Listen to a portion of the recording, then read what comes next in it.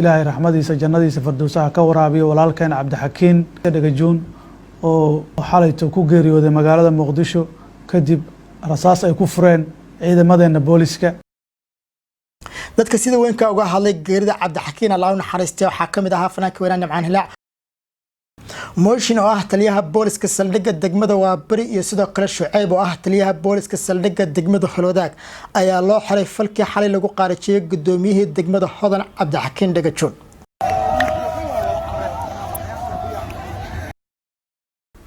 السلام عليكم ورحمة الله تعالى وبركاته. قارت قيمة قاهرة مدن مركز شوكتان سك سماق الكي مقال كدين سو قاريبا هل كتقد داوان سوى جنك شعر شيك واك شعر شيك كسر هذا برنامج كذا انت بالشدو وانا عاو كوا جدونو جريدة الله ونحرستي عبدحكين دقتشون قدوميه دقمة حضر.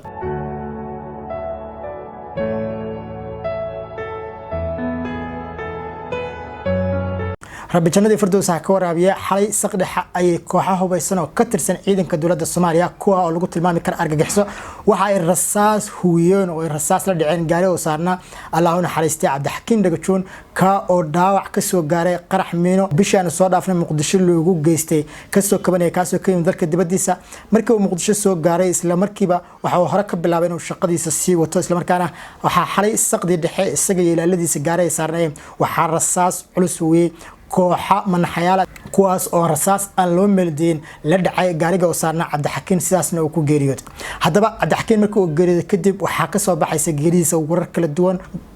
war degdeg ah ay sidoo kale wasaaradda amniga ka soo saartay dilka Cabdixakiin iyadoo sheegtay in saraakiil iyo ciidamo ka tirsan dowladda Soomaaliya ay xabsiga liinta ku caayaan kuwa oo loo soo qabtay dilkii Allah u naxariistay Cabdixakiin taasna la iskaga hari doono. Muuqaalkaas ayaan idin sidoo kale waxaan idin hayaa fanaaniin reer Muqdisho oo xog sir banaanka keenay iyo sababta ka dambaysa in Cabdixakiin la qaarijiyo.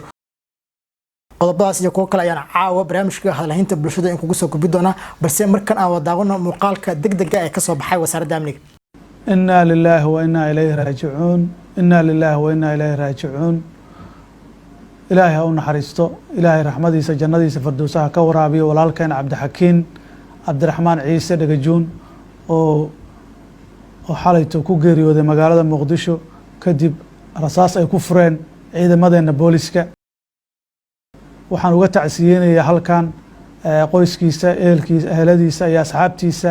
iyo degmada Hodan ee uu hogaaminayay.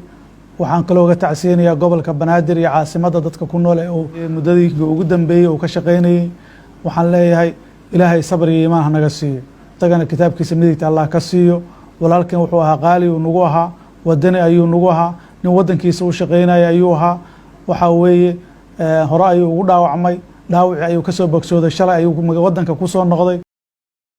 isla shalana shaqadiisii ayuu galay kadibna shaqadiisa soo ku jira ayaa la rasaaseeyay rasaastii ayuuna u geeriyooday. ilaahay ha u naxariisto walaalkeen Cabdixakiin.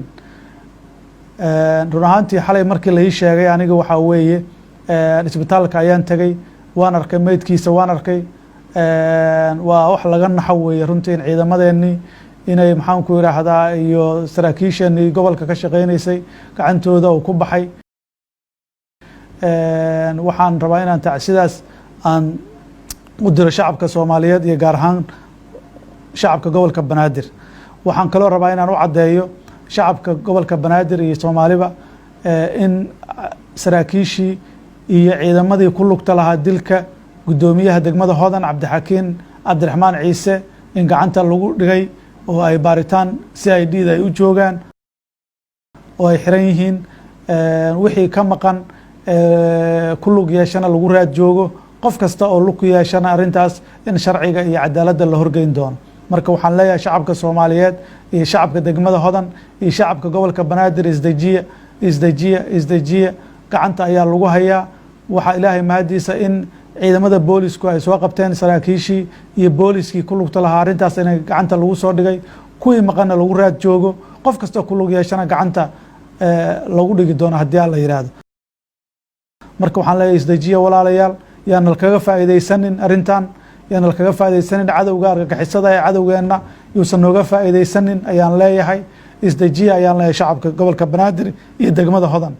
muuqaalkaasi waxaa goor dhaweyd warbaahinta la wadaagtay wasaaradda amniga qaranka Soomaaliyeed iyadoo muuqaalkan uu xigay kadib markii dadka degmada Hodan ay u kaceen geerida Allah naxariistay Cabdixakiin Dhagajoon oo ahaa nin qaali ah isla markaana bulshadiisu adeegay taasina waxay cadeyn ku tahay in markii uu dhaawiciisa ka soo kabsaday oo shalay ka soo degay garoonka magaalada Muqdisho saacado kadib uu bartiisa Facebook kula wadaagay inuu shaqadii qaranka u soo laabtay isla markaana uu shaqadiisa sii wada doono saacado kadib xalay saqdi dhixaya waxaa soo yeeray war naxdin leh kaasoo hal mar ay geeridiisu baraha bulshada qabsatay dad goob joogyaal oo arkaya markii rasaas la dhacay Allah naxariistay Cabdixakiin gaariga oo saarna waxay sheegeen inuu isku bedelay daasad duleelo badan taasna cadeyn karto inuu ahaa dilkiisu Misr qola hadaba wasaaradda amniga waxay sheegtay in saraakiishii ka dambeysay dilkaasi gacanta lagu hayo sidoo kale taliyaal ciidan ayaa u xiran dilkii loo geystay Allah naxariistay Cabdixakiin sidoo kale ciidamo ka tirsan dowladda Soomaaliya oo sida la sheegay staff u ahaa milaliya oo ahaa gudoomiyaha degmada Holodaag ayaa sidoo kale xabsiga liinta ku caaya oo baaris ay ku socota xarunta CID-na ku jiro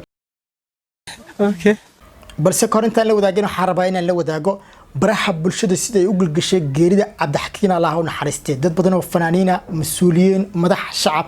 intaba waxay maanta hadal hayeen geerida ku timid Cabdixakiin taasoo cadeynaysa wanaagii iyo karaamadii iyo sharaftii oo ummadda Soomaaliyeed u ahayd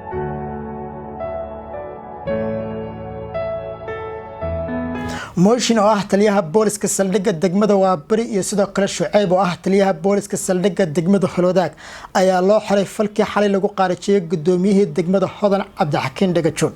haddaba cabdidaanto afnaan geeyga Soomaaliyeed si weyn looga yaqaan isla markaana ku sugan magaalada Muqdisho ayaa qoraal oo bartiisa Facebook soo dhigay waxa laga dheehan karay suurtagalnimada in taliyaashan xabsiga loo taxaabay lagu eedeeyay dilka Cabdixakiin oo mid kamid ah qayb weyn ku lahaan kara isla markaana uu isagu ka dambeeyay haddaba qoraalka uu soo dhigay barta Facebook waxa uu qornaa sidatan cunugan oo lagu tuhunsan yahay dilkii xalay ee Allah u naxariistay gudoomiyihii degmada Hodan Cabdixakiin Dhagajoon waxa uu marar badan asagoo ku amray ciidankiisa inay dadka xabadeeyaan oo leeyahay qofkii aan fahmi weydaan sanka xabadka galiya qarxi Galatavino habeenkii uu dhacay ay kamid ahayd waxaana warbixin ku saabsan cunugan u gudbiyay oo aan la wadaagay cabashooyin iyo sawiro taliyaha gobolka Banaadir Saadaq John oo uu hoos yimaado balse iga muusan jawaabin anigoo u diray sawirada tacadiga ah 27 November ee sanadkii la soo dhaafay taliyahan cabdidaanta ka sheekeynaya ayaa kamid ah taliyaashii israakiisha u xiran ciidanka dowladda Soomaaliya kuwa lagu eedeeyay inay ka dambeeyeen dilka Cabdixakiin Dhagajoon gudoomiyaha degmada Hodan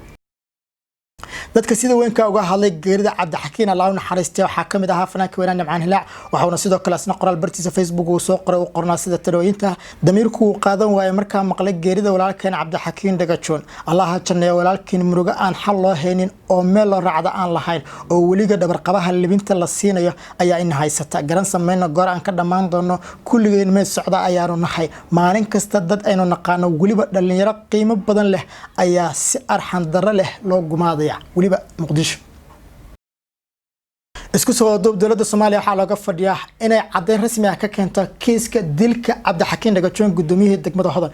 iyadoo laga sugayo inay cadaaladda hor keento dadkii ku lugta lahaa dhimashada ama geerida ku timid Cabdixakiin Dhagajoon rabbi jannada firdawsa ka waraabiya leenahay aad ugu masantaa daawashada muuqaalka waa ka shaashada kale si sheegay muuqaalkan nabadii saaxiibal